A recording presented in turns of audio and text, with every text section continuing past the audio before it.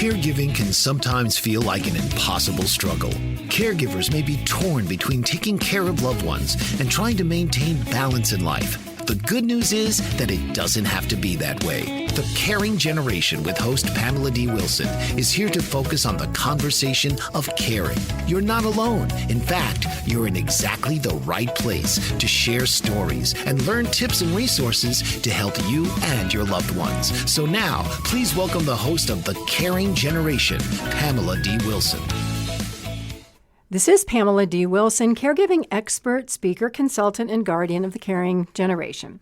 The Caring Generation focuses on the conversation of caring, giving us permission to talk about aging, the challenges of caregiving, and everything in between. It's no surprise that needing care or becoming a caregiver changes everything. The Caring Generation is here to guide you along the journey, to let you know that you're not alone. You are in exactly the right place to share stories and learn about caregiving programs and resources to help you and your loved one plan for what's ahead. Invite your parents, spouses, family, friends, colleagues, and coworkers, everybody you know, to listen to the show. It's available on podcast apps worldwide. If you have a question or an idea for a future program, share your idea with me by commenting on my posts on Facebook, Instagram, X, YouTube, and LinkedIn. You can also go to my website, PamelaDWilson.com, click on the Contact Me button, and complete my caregiver survey. Welcome to this week's episode of the Caring Generation podcast, number 181. How to balance increasing family care responsibilities, everything in your life, and your career. We're going to place this discussion into the context of work and working relationships. Because if you are a caregiver, you know that being a caregiver can eventually become a full-time job that consumes your life. Suppose you are earlier in the caregiver role and not yet contributing much time. In that case, you have a much better opportunity to direct how you will balance increasing family care responsibilities, everything else in your life, and your job. So, as always, we are going to take a look at the pros and cons of balancing family care responsibilities and careers so that you can make your own choices and decisions. The more information you have at your fingertips, the earlier in the caregiving journey, and the more manageable the situation will be. Number one, for balancing increasing family care responsibilities and career, is to realize that stress changes all relationships. Stress will change the relationship with the person you care for, with your spouse, your children, your brothers and sisters, and the people you work with. Everyone in your life can be impacted by the emotional stress of you being a caregiver. People react to stress differently. Stress has physical reactions. You might notice that you are exhausted, having headaches. You might have chest pains, or your heart may be beating so fast it feels like it's beating out of your chest. Maybe you feel anxious, or you're having panic attacks, or you're spinning in constant fear and anger and irritability. Maybe your stomach's upset. For some people, to deal or cope with stress, they turn to comfort food or substances. Other people might isolate themselves. With this is the idea of flight or fight. For example, when an unexpected situation arises, some people may freeze and not know what to do. The idea of denial can come into the picture if somebody thinks, this can't be happening to me or to us. Maybe you feel overwhelmed and you just don't know what to do. So in a sense, you are frozen. Stress or feeling out of control can result in a desire to fight. Maybe you become angry or agitated, and maybe you're starting to pick at or lash out verbally at others. This type of response can also happen if a caregiver feels attacked or criticized by a loved one who needs care or anybody else in the family. Some people who are stressed take flight, or they may choose to isolate themselves. Maybe they don't want to talk about the problem, and they may stay in their room. They may avoid phone calls or text messages. Now, in the short term, for maybe a period of a day, 24 hours, this isolation can be a positive response if the time related to isolation is filled with positive activities like gathering information and creating a plan, and you're so focused because you know this is time sensitive and you need to get a plan so you can start doing something. On the other hand, if this isolation is to avoid everything, then that is not a helpful response. Other people attack problems differently. When a problem arises, some people look at solving the problem as a puzzle or a challenge. They pull out all of their skills and they create a plan of attack. So caregivers in any of these situations who are responding to stress, freeze, flight, fight, or challenge can also seek help. Reaching out to others for information or emotional support is a very positive step. The unfortunate part is too many caregivers don't reach out because they feel like they should be capable of handling the situation by themselves. The concern with not seeking help is that the big picture, short and long-term planning that we will talk about in a moment, often goes unidentified. It's not even looked at as something I should do or as an option or an important step, mostly because caregivers have a lack of experience and knowledge with caregiving. Number 2, for how to balance increasing family care responsibilities is to look at your workplace situation and what is working there and not working there. We want to talk about how values relate to family caregiving experience. What are your personal values? Do you know? Do your personal values align with your workplace values and your working relationships? I ask this because most of us spend more time at work than we do with our families. Our coworkers can become like a family if we have close and positive relationships. So let's talk a little bit more about values. Values can be learned or are learned from our culture, our parents, extended family, friends, workplace, and other life experiences. And as life goes on with time, with age, our identity and the way that we identify with other people and our goals evolve and change. Our personal values can change. So, for example, when you're young, in your late teens, early 20s, you may value experiences highly. Placing a high value on experiences may mean that you want to travel and live among different cultures.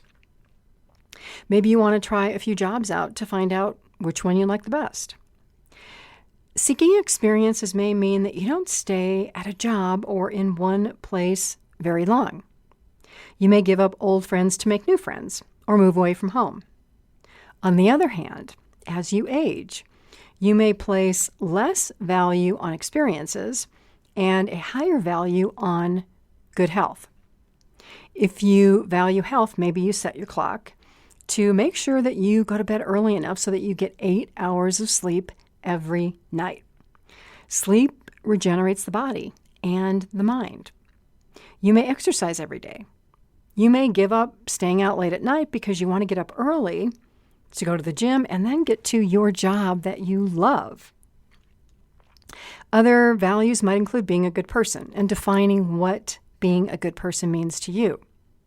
You may value education, so maybe you attend a technical college or you get a bachelor's or a master's degree.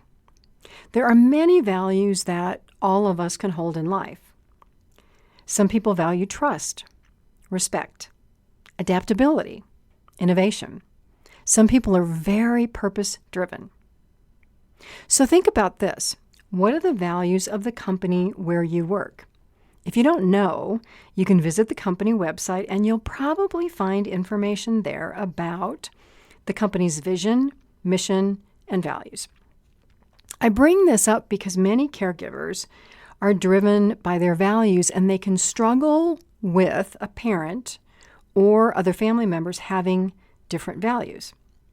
There are times when values are an exact match with family members and the person who needs care, and then there's times when there is conflict or no match. So if you look at your workplace, this is going to be easier for you to identify. For example, if your values don't match your employer's values, you might feel like you don't fit in with your coworkers or with the organization's goals. Similarly, this can happen in your family. If you moved out of the family home to go to school or moved out because you became employed and you traveled, you may have an entirely different value system than your family. And these value differences can create a gap in expectations about the responsibility and the duty to care for aging parents. And there's nothing wrong with having different values. You just have to accept that you do. Siblings, your brothers and sisters, can have very different ideas about how or even if they will contribute to helping or caring for an aging parent because of their values. So if you're the adult child caregiver, this disagreement or unwillingness of your siblings to help can really cause a lot of family conflict. It's important to recognize that everyone in your family, your parents, brothers and sisters, may be operating from different value systems. And knowing this can help you manage your emotions so that you don't get unreasonably angry with your siblings and do something that's going to result in you unintentionally destroying these relationships. So this is where number 3 comes in. Consider the big picture, including the short and long-term consequences of being a caregiver. If you're the person who needs care, you also want to think of the same things about your plans for care and what you want. Balancing increasing family care responsibilities is not usually a short-term project. It can begin if you're a parent who has children, and then your children grow up, and your children become your caregivers, and so on and so on and so on. So in my opinion, this term caregiving is often misunderstood and underused because caregiving is a lifelong role. You're going to hear me say a lot of times that caregiving begins at birth and it extends to caring for yourself, aging parents, a spouse, many other people in your life, including grandparents, siblings, and sometimes even your friends. Being a caregiver can be a lifelong role similar to being a child who grows up, and then you become a parent, a spouse, or a partner, and again, eventually that person who needs care. When you think about it, your parents are the children of your grandparents. We often take this for granted, or we don't even really pay attention to it because we think that we're the only children around, right? Yep. Our parents were somebody's children. They were once young like you and like me. Now, many times when adult children become caregivers, they might assume that they know best, and they discount or don't consider the life experiences of parents. A beneficial step in this caregiving journey, especially for self-care and the self-care of others, is understanding the life journey. And this can be challenging because society really does not portray aging or dealing with health problems or solving all these care problems, or even talking about dying and death as everyday experiences. Many factors relate to aging, health, and accessing health care, and they don't really come into the picture until you have a health problem or a parent has health problems and you need to access health care, and then all of a sudden, it's all you talk about. It's very practical to look at life as this timeline with a beginning and an end, with a lot of great stuff and opportunities in the middle, depending on your efforts and your interests and your values. Taking this big picture approach is a more straightforward way to work through life transitions, adapt, and plan for the reality of what's going to happen. When you take the driver's seat, you may feel that your choices play a more significant part in how to balance increasing family care responsibilities and career. So if you're wondering what the big picture is about health, needing care, or caring for another person, it's really a long list of things.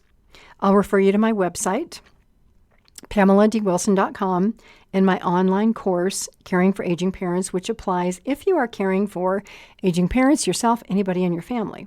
There's also 2 more courses there, one about guardianship and one about power of attorney. Looking at the big picture to balance increasing family care responsibilities involves making a financial and a medical care plan. You'll find details and much more information in this online program.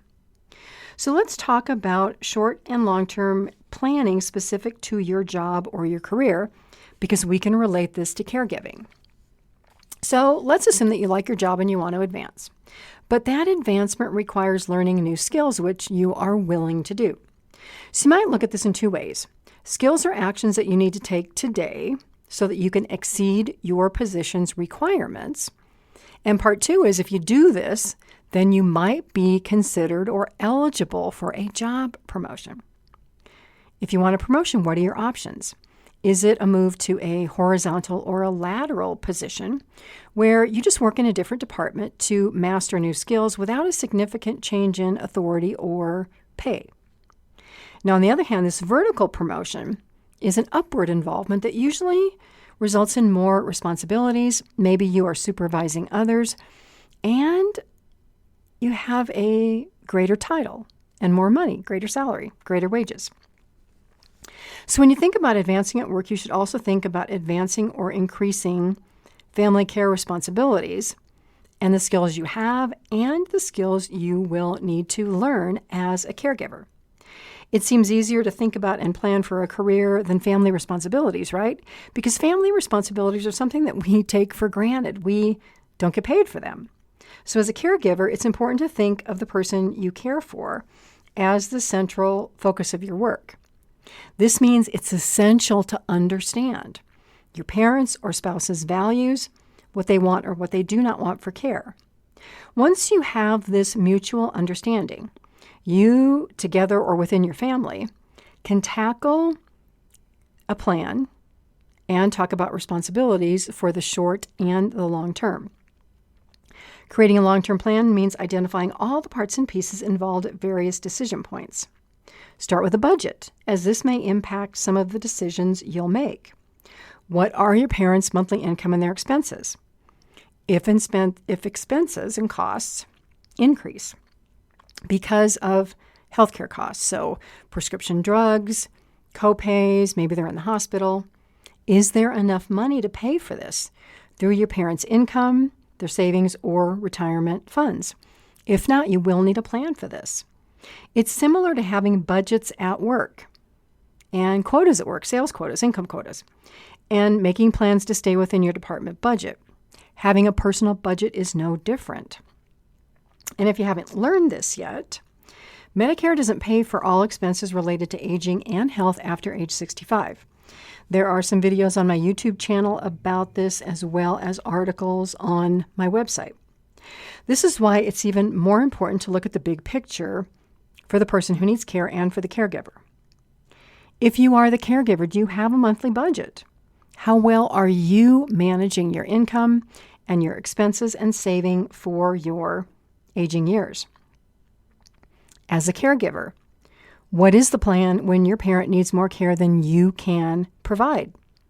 Have these discussions long before necessary so that you're not forced to react in a crisis or feel rushed about making important decisions. The experience of caring for an aging parent is one of the greatest lessons and truly a blessing that an adult child or spouse-to-spouse caregivers can have. It's a significant learning opportunity.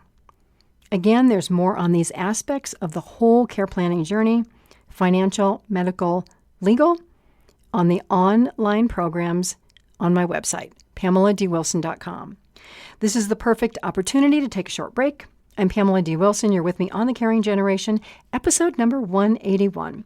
How to balance increasing family care responsibilities and everything in your life using your work and career experience. Visit my website, PamelaDWilson.com, for more help and support. Also, check out my YouTube channel. It is at Pamela D Wilson, Caregiving Expert. There you'll find over 800 videos answering caregiving questions. Between this podcast, my website, and my YouTube channel, there is something for everyone, whether you like to listen, read, or watch. Please share these resources with others you know seeking support, inspiration, and a little bit of help. Stay with me. I'll be right back.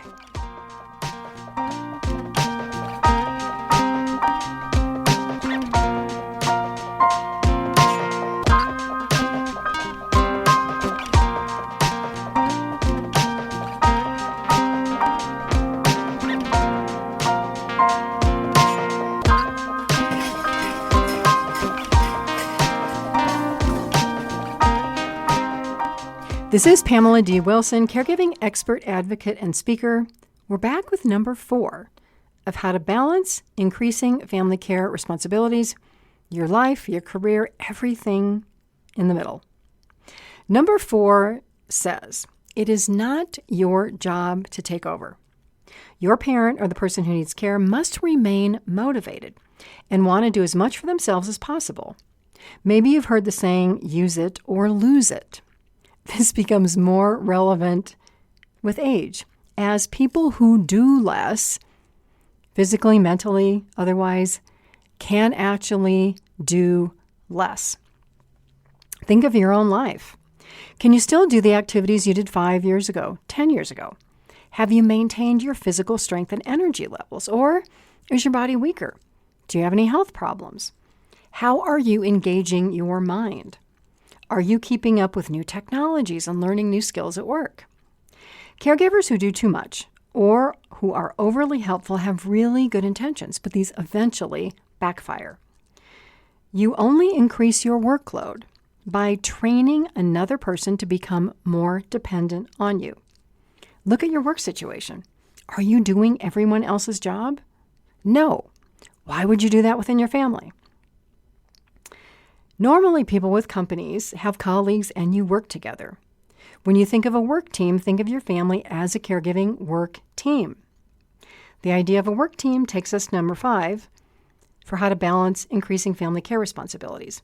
This is everyone can contribute. If the team is you and your parent or you and a spouse, make sure that both of you are contributing, doing things, tasks, as close to 50-50 as possible, as long as possible. If you have siblings who are willing and interested in participating, divide up the tasks and the time. 1/3, 1/3, 1/3. 25%, 25, 25, and 25. Part of the idea of everyone can contribute is team building and becoming a really good team member. If you work, you may work on a departmental or a cross-functional team. Building trust is an important part of teamwork. Teams cannot succeed without trust.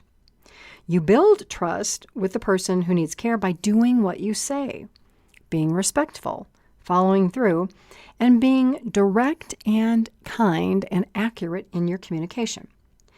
If you want to work together, the same ground rules should apply to relationships with your siblings and other family members. There's no room for indirect conversations or gossip.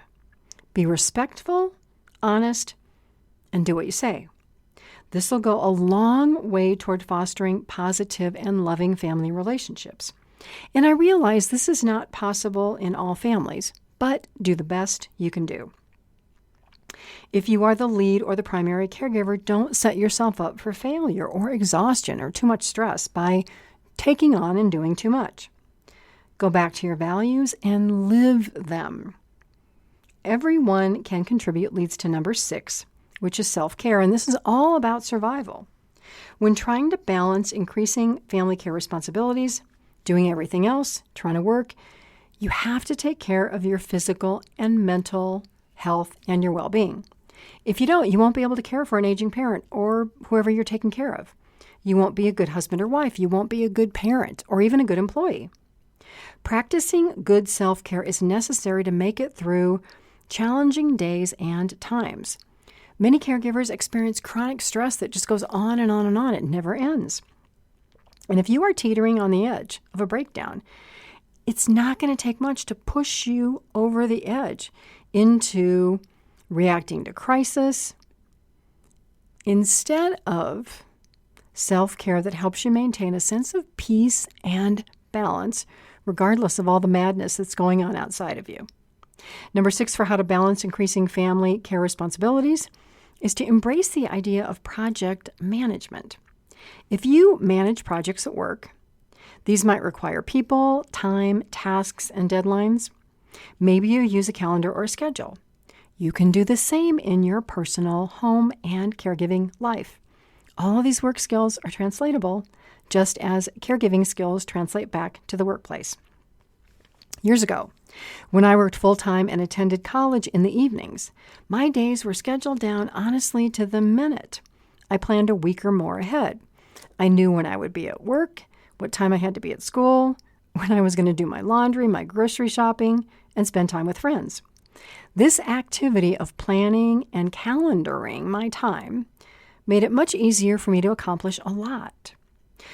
Many people think that they don't have time to make a plan.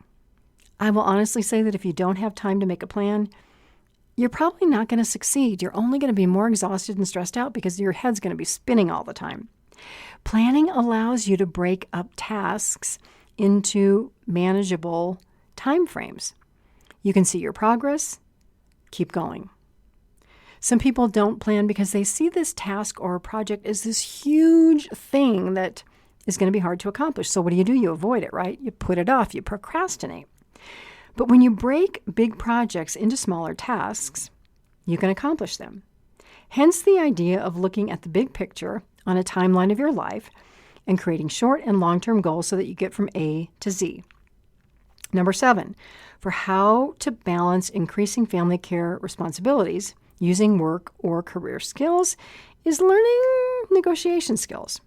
So while you may not think that you use negotiation skills, if you've ever tried to convince anybody to do anything you wanted them to do, you were negotiating. Maybe not successful, but you were. As a family caregiver, you will encounter situations, if you've not already, where you need other people to help you and maybe a lot of other people. For example, you're going to need the help of a doctor, a nurse, somebody at an insurance company, hospital, nursing home. These are all very busy people. You may have to negotiate appointment dates, times, payment details for medical expenses. You may need your doctor to send an order for a test sooner rather than later. Follow through on the part of the caregiver is extremely important to ensure that your loved one gets the care they need. Managing that timeline of care is up to you.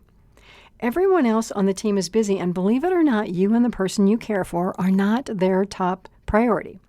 So learning how to work with others who have decision-making power or who are the gatekeepers to the people or events or things that you want is critically important. This is where managing emotions and stress levels can be critical when you're negotiating, right?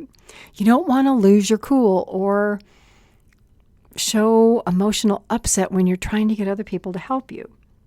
Be considerate of organizations and people who can help you get what you want faster. Think of how customer service works in your company where you work. Now, admittedly, not all companies take customer service seriously, especially if they have a monopoly on a service and there's no other competitors, right? You have to use them because there's nobody else. But when you interact with others, think about how they would rate you as a customer or a partner. You want to intentionally create a positive experience so that they want to help you. Sometimes negotiation and getting what you want requires you to build your soft skills, your communication skills, especially when you're managing healthcare and money and legal aspects of caregiving. Now, the terminology used across all these areas varies greatly. You might think you're asking for X and you're told that X isn't available or you can't have it. But this can happen because the other person that you're talking to doesn't really understand what you want. Communicating one-to-one with another person and clarifying information by asking questions is important. It can contribute to your success of getting what you want. Just as you might use these skills in the workplace for a project detail that's not clear, you're asking your manager questions. Do I understand this correctly? Is this what you want? You do the same thing when you're managing medical and financial care for a parent, or if you're acting as their agent under power of attorney. In this whole caregiving thing, no detail can be too small when important needs exist. As you begin to work with providers in healthcare and other areas, you're going to learn the language they use and how to ask the right questions to get the help you need. Learning this can be super frustrating. Be patient with yourself and the person with whom you're making the request. It's always okay to step back and say, hey, I'm not sure if I'm asking the right question or asking the question in the right way. This is what I'm trying to accomplish. Can you or someone else help me? When you ask this way, people are more likely to go out of their way to be helpful. They may refer you to somebody else. So you'll actually get what you want. Number 8 for how to balance increasing family care responsibilities is to be the communicator in your family if you are that lead or primary caregiver. Ask family members if they want to receive updates on a scheduled basis, maybe an email, a video call. Be proactive about communicating to manage your time rather than getting 6 calls from 6 siblings, right? Do 1 call, do 1 email, do 1 video call. This communication can also eliminate others wondering what you do all day or not understanding the amount of time that you're contributing to being a caregiver. Because as you know, most family members who are not that primary caregiver have no idea what you do all day. Many underestimate the time and effort that's required. If you are a good communicator, you may have family members who offer to help instead of refusing to help. This opportunity can also support ongoing communication with the person who needs care. Why not schedule a regular group phone call or Zoom call with your aging parent or your spouse? Because again, if your family members don't see or hear communication with you or from the person who needs care, they're going to be a lot less likely to help because they don't see any need. By not establishing regular communication, that situation is out of sight, out of mind. They're thinking, well, if I don't hear anything, everything must be going okay. Nobody needs any help. It's all good. So this previous recommendation for everyone to contribute means also that everyone also communicates. Think of the way that you communicate at work for projects or everyday activities. If there's communication happening, you feel more involved. You participate. You feel that you're in the loop, you're part of the plan, and all of this communication can avoid surprises and mistakes if everybody's clear on the status of a project, what's happening next, what needs to be done. Relationships go a lot more smoothly with good communication. So incorporate these communication skills, maybe that you use at work, into your family caregiving plan. Number 9, we're on the home stretch here. For carrying the idea of communication further is to structure or frame discussions. So let's say that maybe you don't know how to bring all this caregiving stuff up to your parent. You can set an agenda when you think about scheduling a meeting or these weekly, 30-minute family calls that we talked about. So if it's a weekly family call, maybe you give some updates, then other people on the call have 5 minutes to ask questions, maybe say how they can communicate, and then you wrap it up. The plan for this family call is similar to creating agendas for work meetings and keeping everybody on track at work, right? You do the same thing in your family. So, Mom or Dad, let's talk about X because I'm worried about Y. So again, if you're trying to manage your time between caregiving, work, and everything else you got going on, prepare in advance. Write down what you want to talk about. Let other people know what you want or need so that they're more likely to respond and contribute helpfully. Because honestly, if you've ever had a call from somebody that says, hey, I need to talk to you about something, and they won't tell you what, well, honestly, you're thinking it's the worst thing. You're thinking, oh my God, it's negative or bad. So what do you want to do? You want to avoid them, right? Because the mind goes to the negative. So in the absence of information, people make stuff up. The mind goes to fear and worry and anxiety. So be transparent with other people. You don't have to give them all the information, but let them know what you want to talk about so they're more likely to show up. Number 10 on the list for how to balance increasing family care responsibilities, work, everything, is the idea of researching and presenting facts and data and putting your emotions on the shelf for a minute or 30 minutes or the hour that you're going to have this discussion. Because as we talked before, self-care, all this planning is about survival. If you schedule regular self-care activities, you will more easily manage all the ups and downs and the emotions of being a caregiver. So when you have to have these discussions, you will be more prepared and at ease. Creating this balance will support your time management skills, your planning skills, your project management skills, because then you can focus on facts and realities and then adapt to situations as you need to. So, for example, if you take a loved one to a doctor's appointment, have all the facts available about any changes in health or concerns that you want to talk about. The doctor's time is limited. There's no time for socialization if you want to get what you want to get out of that appointment. So give the doctor the facts so that they can do their job and give you the results or follow-up steps that you need or want. The same applies to conversations with aging parents or spouses or the person you care for. If you have to make a decision or if you need to move forward with something, have a plan to discuss facts and data, offer some time for questions, talk about the pros and cons, much like you do in the workplace if you have to present information to a supervisor and you need a decision, right? Your supervisor is going to say, well, why do you want to do that? Why should we do that? There are so many transferable skills between work and caregiving that you can apply. So then think about how many caregiving skills you're learning and how you can relate these to other parts of your life. Because I'll tell you, advancing your education or your skills, it's never wasted. You want to give thought to all of these practical steps and processes that I mentioned here. There's 10. And look at how you use these in the workplace or in other relationships. Identify ways to bring these skills into family care responsibilities. Look at your family care relationships and responsibilities. Can you take those into the workplace? Because you do have the ability and the power to balance your life and accomplish your goals, but only if you approach situations thoughtfully and practically and with a process. Identify the skills you might need. If you don't have them, find a way to get them.